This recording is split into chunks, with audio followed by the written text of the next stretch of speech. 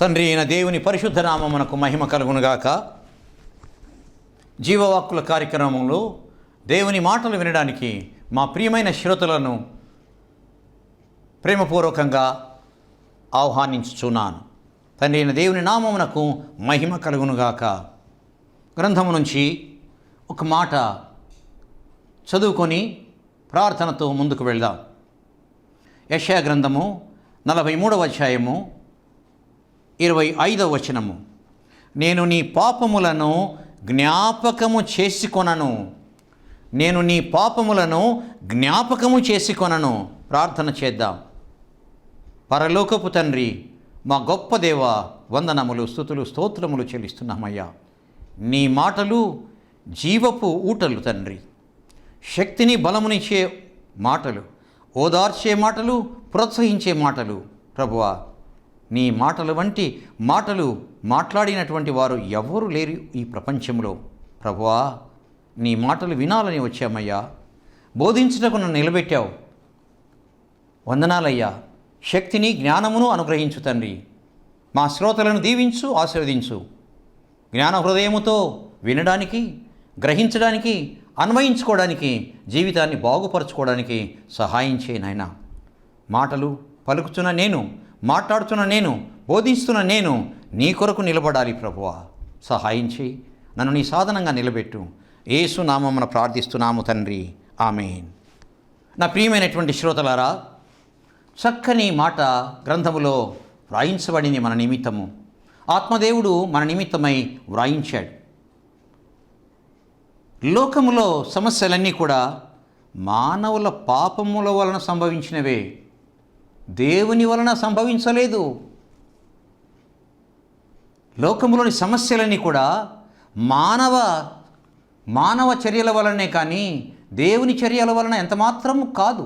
మన దేవుడు పాపమునకు స్థానం కాదు, పాపానికి ఎంతమాత్రమో కారణం కాదు. దేవునికి పాపములతో సంబంధమే లేదు. దేవునికి పాపములతో సంబంధమే లేదు. ఎందుకంటే దేవుడు పాపరహితుడు, పాపాన్ని సహించడు. అందుకే యేసుప్రభుల వారు అన్నారు, ఏమన్నారంటే యోహాను సువార్త 8వ అధ్యాయం 46వ వచనములో, నాయందు పాపమున్నదని మీలో ఎవడు స్థాపించును? Who can accuse me of sin? Which of you can accuse me of sin? ఎవరు నన్ను నేరస్థాపన చేయగలరు పాపినని? నాలో పాపమున్నదని ఎవరు రుజువు చేయగలరు అని ఓ సవాలుతో కూడిన మాట అంటాడు మన ప్రభువుల వారు. అంటే అర్థం ఏంటి? నాలో పాపము లేదు, నేను పరిశుద్ధుడను, నేను పవిత్రుడను అని అంత ధైర్యంగా చెప్పగలిగాడు యేసుప్రభుల వారు. ఎందుకంటే ఆయన పరిశుద్ధుడు కనుకనే, పాపము లేదు కనుకనే ఆ మాట అన్నాడు. మరి తండ్రి అయిన దేవుడు, కుమారుడైన దేవుడు అన్నాడు. మరి తండ్రి అయిన దేవుడు ఏమన్నాడంటే, ఎన్నిసార్లు నొక్కి చెప్తాడండి. లేవియ కాండము 11వ అధ్యాయం 44వ వచనంలో, నేను పరిశుద్ధులను కనుక మీరును పరిశుద్ధులై ఉండి, నేను పరిశుద్ధులను కనుక మీరును పరిశుద్ధులై ఉండినట్లు మిమ్మును మీరు పరిశుద్ధపరచుకోండి. పరిశుద్ధపరచుకొని పరిశుద్ధమైనటువంటి జీవితము జీవించండి. చూసారా? అదే 45వ వచనము, అదే అధ్యాయం మరలా అంటాడు ప్రభువుల వారు, నేను మీ దేవుడినై ఉండుటకు ఐగుప్తు దేశంలో నుండి రప్పించిన యెహోవాను. నేను మీ దేవుడినై ఉండుటకు ఐగుప్తు దేశం నుంచి రప్పించిన యెహోవాను. నేను పరిశుద్ధులను కనుక మీరును పరిశుద్ధులు కావలెను. నేను పరిశుద్ధులను కనుక మీరును పరిశుద్ధులు కావలెను. ఇలా చెప్పుకుంటూ వెళ్తే ఆ లేవియ కాండములో, నిర్గమకాండములో, సంఖ్యాకాండములో అనేక సార్లు నేను పరిశుద్ధుడను, నేను పరిశుద్ధుడను, నేను పరిశుద్ధుడని చాలా మార్లు ఆత్మదేవుడు వ్రాయించి ఉంచుట మనము చూడగలము. అయితే పాపాన్ని సహించడు. పాపాన్ని సహించడు ఆయన, ఎందుకంటే ఆయన పాపి కాడు కాబట్టి. పాపాన్ని భరించలేడు, ఎందుకని ఆయన పాపి కాదు కాబట్టి. అయితే తన బిడ్డలు పాపులై ఉండుట ఆయనకి ఇష్టం లేదు. తన బిడ్డలు పాపులై ఉండుట ఆయనకి ఇష్టము లేదు. అయితే ఏ పాపి అయినా, అయ్యా నేను పాపం చేశాను తండ్రి, నీకు దూరమైపోయానయ్యా, నేను దుర్మార్గుణ్ణైపోయాను ప్రభువా, నన్ను క్షమించు అని పాపాన్ని ఒప్పుకొని పశ్చాత్తాపడితే ఆ పాపాలను క్షమించే దేవుడైనా, క్షమించే దేవుడైనా ఎంత గొప్ప దేవుడండి. పాపాన్ని సహించడు ఆయన, పాపాన్ని ఒప్పుకోడు. మరి తన బిడ్డలు, తను నమ్ముకున్నటువంటి బిడ్డలు పాపాత్ములైపోతే వదిలిపెడతాడా? వారు నరకంలో కారణం ఆయనకి ఇష్టమా? లేదే, నరకంలో కారణం ఆయనకి ఇష్టం లేదు. పాపిని రక్షిస్తాడు, పాపాన్ని క్షమిస్తాడు. పాపం నుంచి విడుదల చేస్తాడు, పాపిని క్షమిస్తాడు. పాపం నుంచి విడుదల చేస్తాడు, పాపమును శుభ్రపరుస్తాడు, పాపం నుంచి తుడిచివేస్తాడు, పాపము లేకుండా పవిత్రుని చేస్తాడు. తన యొక్క కుమారుడైనటువంటి వ్యక్తిని పాపము నుంచి విడుదల చేసి రక్షిస్తాడు ఆయన. ఎప్పుడంటే పాపము చేసిన ఆ వ్యక్తి తాను పాపినని గ్రహించి పాపాన్ని ఒప్పుకొని ప్రాయశ్చిత్తపడినప్పుడు లేక పశ్చాత్తాపడినప్పుడు దేవుడు అతనిని క్షమిస్తాడు. నా ప్రియమైనటువంటి వారలారా, పాపి ఎడల మాత్రము అనుకూలమైన సంబంధాన్ని కలిగి ఉంటాడు ఆయన. చాలా ప్రాముఖ్యమైనది. పాపి ఎడల అనుకూల సంబంధం కలిగి ఉంటాడు, పాజిటివ్ రిలేషన్షిప్. అదే పాపం ఎడల ప్రతికూల సంబంధం కలిగి ఉంటాడు. పాపి ఎడల అనుకూల సంబంధము, పాపం ఎడల ప్రతికూల సంబంధం కలిగి ఉంటాడు. అందువలన పాపిని క్షమిస్తాడు, రక్షిస్తాడు, ప్రేమిస్తాడు, పాపాన్ని తుడిచివేస్తాడు, తీసివేస్తాడు. అది మన ప్రభువుల వారి, మన దేవుని యొక్క. అంటే పాపి తన దగ్గరికి రావాలి అంటే, తను చేర్చుకోవాలంటే, తన బిడ్డగా ఉండాలంటే పాపముతో వాడు ఉండకూడదు. పాపాన్ని కడిగి వేయాలి, పాపాన్ని శుభ్రం చేయాలి, పాపాన్ని క్షమించి తీసివేయాలి. అప్పుడు తిరిగి తన బిడ్డను తనతో చేర్చుకుంటాడు, తన హక్కున చేర్చుకుంటాడు. అది దేవుని యొక్క స్వభావము, మన ప్రభువుల వారి స్వభావము. అయితే క్షమించినటువంటి, చూడండి, అయితే దేవుడు పాపం ఎడల ఎట్లా ప్రవర్తిస్తాడు, పాపం ఎడల ఎలా ఉంటాడు, పాపం ఎడల ఏమి పని చేస్తాడు, ఆయన ఏం పని చేస్తాడు తెలుసుకుందాం వన్ బై వన్. నా ప్రియమైన వారలారా, దేవుడు మొదటి మాట, దేవుడు పాపిని ప్రేమిస్తాడు, పాపాన్ని క్షమిస్తాడు. నంబర్ 1 పాయింట్, దేవుడు పాపిని ప్రేమిస్తాడు, పాపాన్ని క్షమిస్తాడు. ఇది ఆయన మొట్టమొదటి లక్షణము, మొట్టమొదటి సుగుణము మన దేవునిలో. పాపిని ప్రేమిస్తాడు, పాపాన్ని క్షమిస్తూ. అది తన దగ్గరికి ఎంతోమంది వస్తారు స్వస్థపరచుకోవడం నిమిత్తము. ఎంతోమంది వచ్చినప్పుడు ఆయన తన దగ్గరికి వచ్చినటువంటి వారిని ముందు స్వస్థపరచలేదండి. తన దగ్గరికి వచ్చినటువంటి వారిని, ఇదిగో కుష్ఠరోగంతో ఉన్నావా, నువ్వు బాగా అయిపోయినావు పో, కుష్ఠరోగంతో పక్షవాతంతో ఉన్నావా, బాగా అయినావు పో అని అనలేదు. అది ప్రాముఖ్యం కాదు ఆయనకు. కుష్ఠరోగం నుంచి విడుదల చేయడము, లేకపోతే పక్షవాతం నుంచి విడుదల చేయడము ఆయనకి ఎంతమాత్రం కష్టం కాదు. అయితే ఆ పని చేసే ముందు అతని పాపాన్ని క్షమించి, పవిత్రపరిచి, పరిశుద్ధీకరించి, అప్పుడు స్వస్థపరిచి తన బిడ్డగా అంగీకరిస్తాడే తప్ప పాపిగా ఉంటే ఆయన ఆ బిడ్డను చేర్చుకోడు, అనుమతించడు. అందువలన ఒకానొకసారి ఒక పక్షవాతంతో ఉన్నటువంటి వ్యక్తిని తీసుకొని వచ్చినప్పుడు ప్రభువుల వారు అతన్ని చూచి ఏమన్నాడంటే, మత్తయి సువార్త 9వ అధ్యాయము 2వ వచనంలో, మత్తయి సువార్త 9వ అధ్యాయం 2వ వచనంలో అతన్ని తీసుకొచ్చారు. అక్కడికి ప్రభువుల దగ్గరికి తీసుకొని రావడానికి ఆ ఇంట్లో చుట్టూ జనం ఉన్నారు, లోపలికి పోవడానికి వీలు లేదు, అంత రద్దీగా ఉంది. వారి యొక్క విశ్వాసం ఎంత గొప్పదంటే ఆ ఇంటి మీదకెక్కి పైకప్పు తీసి అక్కడి నుంచి పక్షవాతంతో ఉన్నటువంటి వ్యక్తిని యేసు ప్రభువుల వారి ముందున ఉండేటట్టుగా దించుతారండి. అప్పుడు యేసు ప్రభువుల వారు అంటారు, మత్తయి సువార్త 9వ అధ్యాయం 2వ వచనంలో, కుమారుడా నీ పాపములను క్షమించబడి ఉన్నవి, నీ పాపములు క్షమించబడి ఉన్నవి. అరే, పాపం క్షమించడానికి ఆయన తీసుకుని వచ్చింది, పాప క్షమాపణకు తెచ్చారా? స్వస్థపరచుకోవడానికి తీసుకొచ్చారు. అయితే దేవుని దృష్టిలో అది ముఖ్యం కాదు, ప్రభు దృష్టిలో అది ముఖ్యం కాదు. పాపాన్ని క్షమించి ఆ పాపిని పవిత్రునిగా చేయాలి, అది ఆయన ఉద్దేశం. అందుకంటాడు స్వస్థపరచడానికి మునుపు, నా కుమారుడా నీ పాపాలు క్షమించబడి ఉన్నవి. స్వస్థపరచబడుట కొరకై ఒక ఆమె ప్రభువుల వారి దగ్గరికి వచ్చినప్పుడు, నా కుమారి నీ పాపాలు క్షమించబడ్డాయి, నీ విశ్వాసం నేను బాగు చేసింది, సమాధానం గలదానివై వెళ్ళమ్మా, సమాధానం గలదానివై వెళ్ళు అని చెప్పేసి ప్రభువుల వారు అంటారు. ఎంత గొప్ప పాపి అయినా సరే తన దగ్గరికి వచ్చినప్పుడు, పశ్చాత్తాప హృదయంతో వచ్చినప్పుడు ఒక్కరిని కూడా తృణీకరించి త్రోసివేయలేదండి. That is the greatness of our Lord Jesus. మన దేవుని యొక్క గొప్ప లక్షణం ఏంటంటే ఒక్క పాపిని కూడా ఆయన నిరాకరించి త్రోసివేసి పంపించలేదండి. ఎఫెసీ పత్రిక 4:32 ఈ మాట రాయబడింది. ఒకని ఎడల ఒకడు దయగలిగి కరుణాహృదయులై క్రీస్తునందు దేవుడు మిమ్మల్ని క్షమించిన ప్రకారము మీరును ఒకరినొకడు క్షమించుడి. ఎందుకంటే అది క్రీస్తు యొక్క మనసు క్షమించేది. 1 యోహాను పత్రిక 1:9 ఆత్మదేవుడు రాయించినటువంటి మాట ఏదనగా, 1 యోహాను పత్రిక 1:9 మన పాపములను మనము ఒప్పుకొనిన ఎడల ఆయన నమ్మదగిన వాడును నీతిమంతుడు గనుక ఆయన మన పాపమును క్షమించి సమస్త దుర్నీతి నుండి మనల్ని పవిత్రులుగా చేయును. ఆయన నమ్మదగినవాడు. మనం ఎంత మాత్రము మన పాపములను అంగీకరించి ఆయన దగ్గర ఒప్పుకున్నట్లయితే ఆయన క్షమించి మన సమస్త దుర్నీతి నుంచి మనల్ని పవిత్రులుగా చేయును. పాపిని ప్రేమిస్తాడు, పాపాన్ని క్షమిస్తాడు. మొదటి మాట. ప్రియమైన వారలారా, రెండవ మాటకు వెళ్దాం. క్షమించడం ఎలా చేస్తాడు ఆయన? క్షమించిన వెంటనే తర్వాత ప్రక్రియ ఏమిటి? క్షమించిన తర్వాత వెంటనే చేయబోయే పని ఏంటి?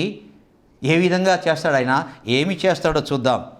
ప్రభువు క్షమించిన తర్వాత, ప్రభువు ఒక పాపి యొక్క పాపాలు క్షమించిన తర్వాత పాపములు కనపడకుండా, పాపములు కంటికి కనబడకుండా తుడిచివేస్తాడట.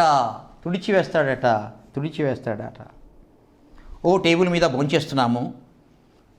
భోంచేస్తున్నాము, వడ్డించుకోవడంలో ఆ కూరలు అవన్నీ టేబుల్ మీద పడ్డాయి.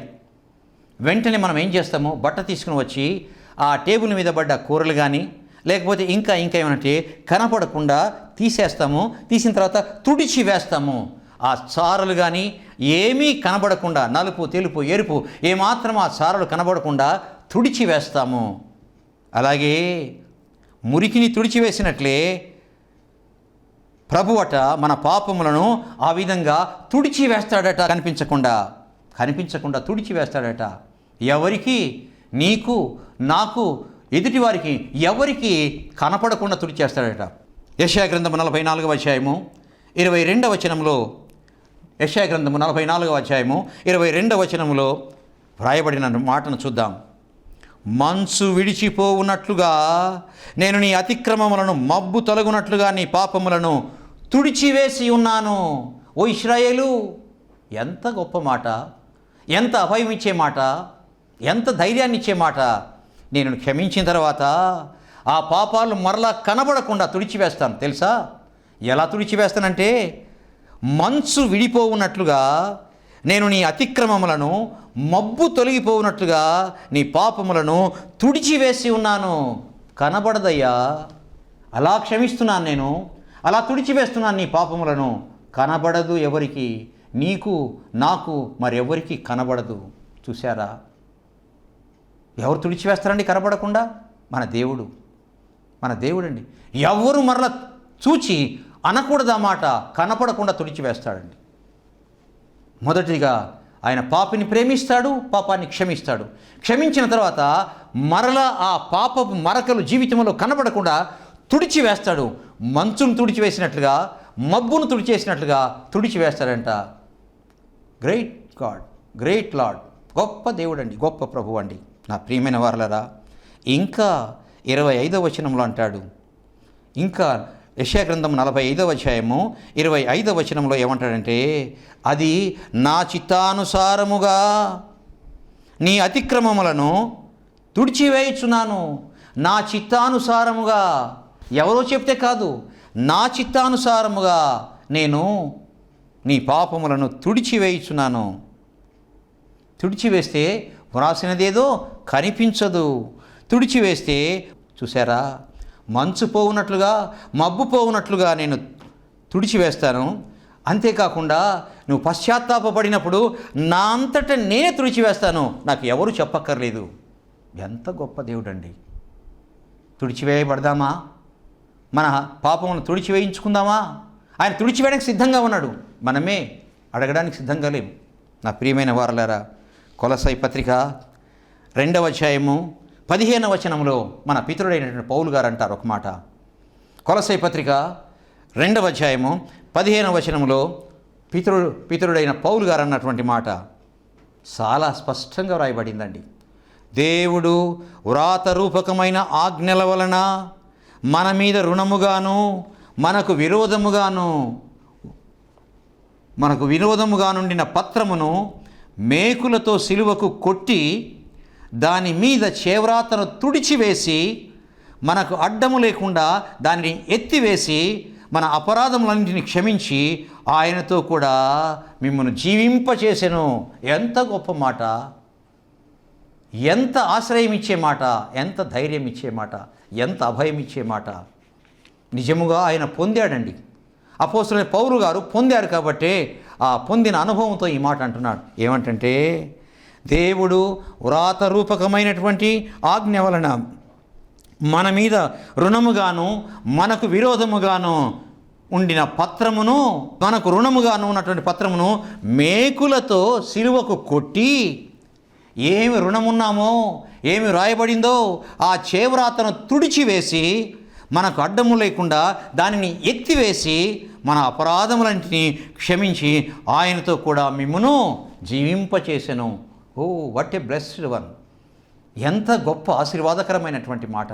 మన దేవుడు ఎటువంటి దేవుడు అంటే, ఆయన మనకు విరోధంగాను మనకు రుణముగాను రాయబడిన పత్రాన్ని ఆ శిలువ మీద మేకులతో కొట్టి ఆ పత్రం మీద రాతను తుడిచివేసి అది కనపడకుండా ఆ పత్రాన్ని కూడా ఎత్తివేశాడట. ఎంత గొప్ప దేవుడు! అలా చేసినందువలన మనము జీవించాము, ఆయన జీవింపచేశాడు అంటున్నాడండి. నా ప్రియమైన వారలా, 2 మాటలు పంచుకున్నాను. పాపిని ప్రేమిస్తాడు, పాపాన్ని క్షమిస్తాడు. పాపములను ఆయన తుడిచివేస్తాడు, మంచును మబ్బును తుడిచివేసినట్లు.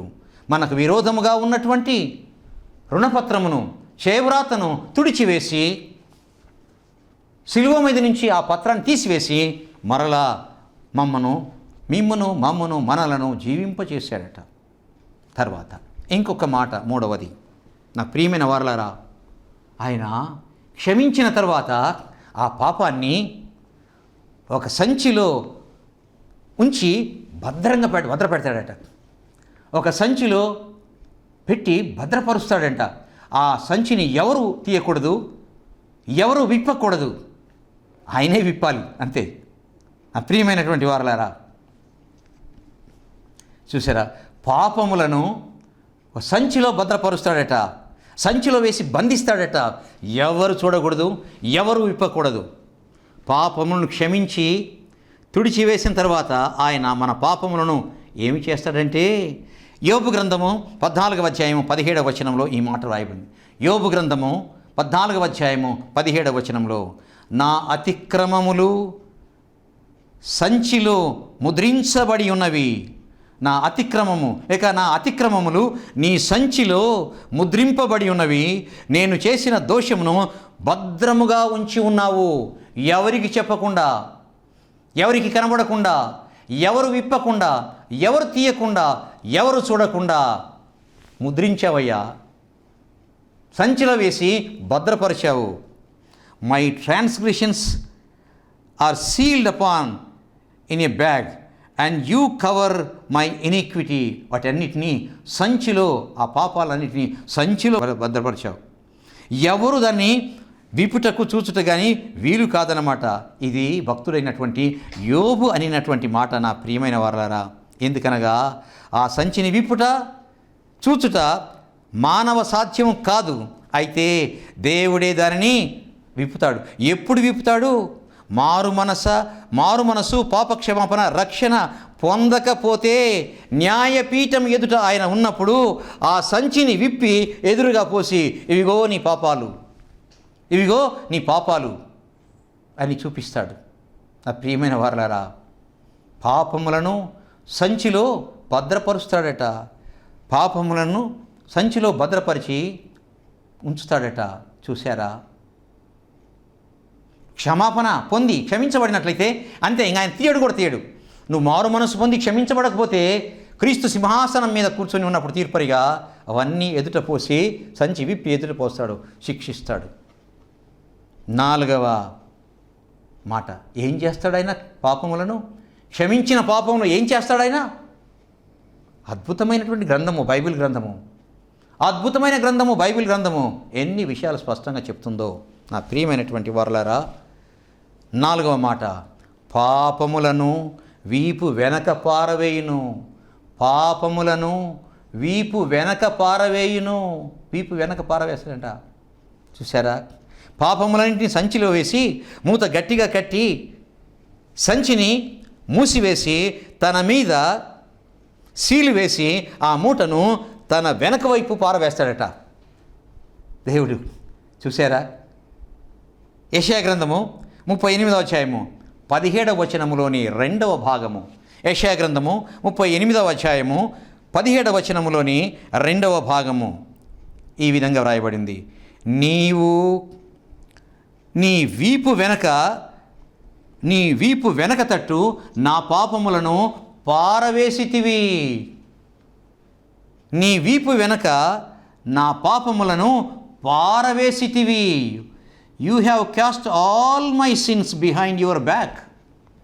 You have cast all my sins behind your back. నీ వెనక నుంచి ఎవరు ముందుకు వాటిని తీసుకురాలేరు. సంచిలో వేసి మూటగట్టి ముద్రించి సీలు వేసి నీ వెనక విసిరేసావు.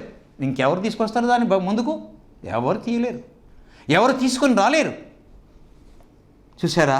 పారవేయుట, విసరివేయుట అని అర్థము. విసరివేయుట, పారవేయుటలో తేడా ఏమైనా ఉందా? విసరివేయుట, పారవేయుట.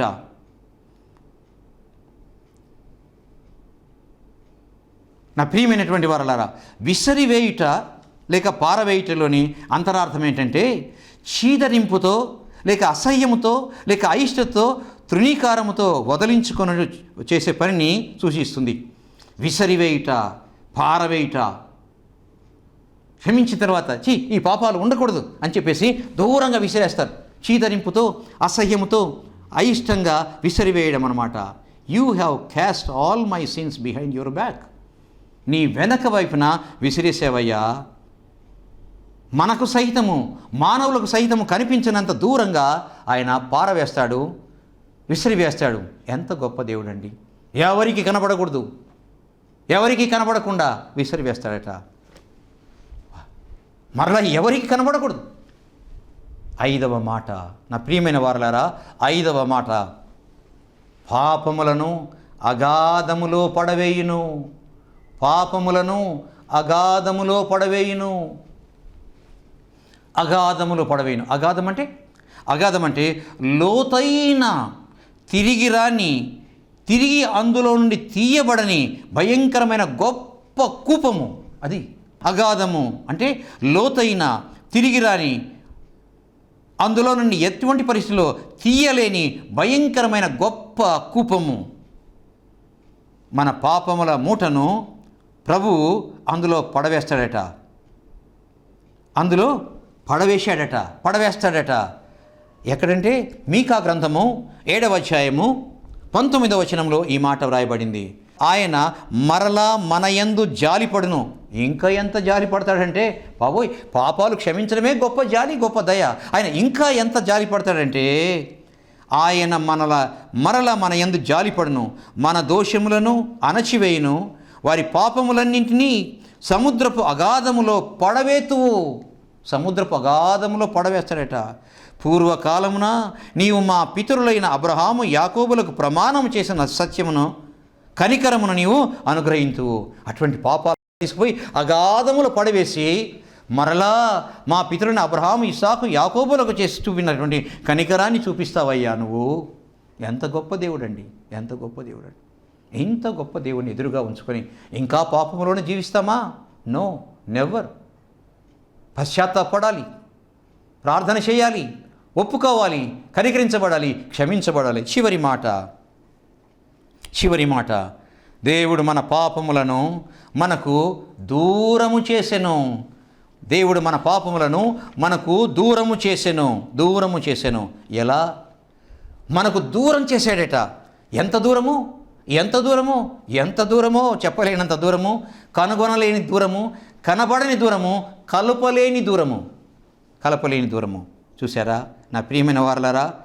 కీర్తన గ్రంథము 103వ కీర్తన 12వ వచనంలో ఈ మాట వ్రాయబడింది. 103వ కీర్తన 12వ వచనంలో, పడమటికి తూర్పు ఎంత ఎడమో, పడమటికి తూర్పు ఎంత ఎడమో, ఆయన మన అతిక్రమములను మనకు అంత ఎడము చేసి ఉన్నాడు, అంత ఎడము చేసి ఉన్నాడు. తెలుసుకోవాల్సిన విషయం ఏంటంటే 4 దిక్కులు ఉన్నాయండి. తూర్పు, పడమర, ఉత్తరము, దక్షిణము. తూర్పు ఉందని పడమర ఉందని చెప్పగలరు కానీ, అలాగే దక్షిణము ఉత్తరం ఉందని చెప్పగలరు కానీ, ఈ రెండింటిని ఏ శాస్త్రవేత్త, ఏ సైంటిస్ట్ అయినా రెండింటిని ఒక చోటికి తీసుకొని రాగలడా? రెండింటిని కలపగలడా? No, never. ఎప్పుడు కూడా ఈ రెండింటిని, ఉత్తరాన్ని దక్షిణాన్ని, తూర్పును పడమరను ఎంత మాత్రము కలపలేడు. కలపకపోవడం కాదు, సమీపంగా కూడా తీసుకొని రాలేడు. దేవుడు అంటాడు, ఎంత దూరం వేస్తానంటే, తూర్పునకు పడమటి ఎంత దూరం ఉంటుందో మీ పాపములను మీకు అంత దూరపరిచి ఉన్నాను, మీ పాపములను మీకు అంత దూరపరిచి ఉన్నాను. ఎంత గొప్ప దేవుడండి, ఎంత గొప్ప దేవుడండి. చూసారా నా ప్రియమైన వారలారా? ఒకసారి జ్ఞాపకం చేసుకుంటే, మన పాపములు ఆయన క్షమిస్తాడు, పాపిని ప్రేమిస్తాడు, పాపములను క్షమించి మనకు వాటిని కనిపించకుండా తుడిచివేస్తాడు, సంచిలో ముద్రించి బంధిస్తాడు. అంతేకాకుండా వీపు వెనక పైన విసిరివేస్తాడు, అగాధ కూపంలో పడవేస్తాడు. పాపములు మనకు కనిపించనంత దూరముగా ఆయన వేరు చేస్తాడు. ఎంత గొప్ప దేవుడండి. అందువలన అంటాడు దేవుడు ఏమన్నాడంటే, నేను నీ పాపములను ఇంకా జ్ఞాపకము చేసుకొనను, నేను నీ పాపములను జ్ఞాపకము చేసుకొనను. ఎంత గొప్ప దేవుడు, ఎంత గొప్ప దేవుడండి. ప్రార్థన చేద్దాం. ప్రభు అయిన దేవా, గొప్ప తండ్రి, నీ నామమునకు వేలాది వందనములు, స్తుతులు, స్తోత్రము నాయన. ప్రేమించే దేవుడవు, పాపాన్ని క్షమించే దేవుడవు తండ్రి. మా ప్రభువా, మా దేవా, తుడిచేస్తావు, వెనక వేస్తావు, దూరపరుస్తావు, అగాధములో పడవేస్తావు, కనిపించినంత దూరంగా ఉంచుతావయ్యా. ఎంత గొప్ప దేవుడు నాయన.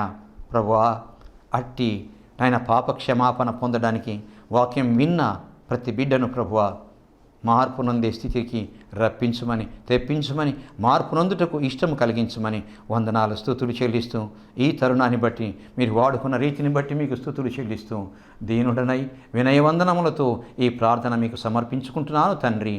ఆమెన్. తండ్రి, కుమార, పరిశుద్ధాత్మత్రి ఏకదేవుని కృప అనుగ్రహించబడునుగాక. Amen, amen, amen. మా address reverend doctor Y Manirao garu, Emmanuel Baptist church, Kranthinagar, Dargamitta, Nellore. మా సెల్ నంబర్ 9440254020.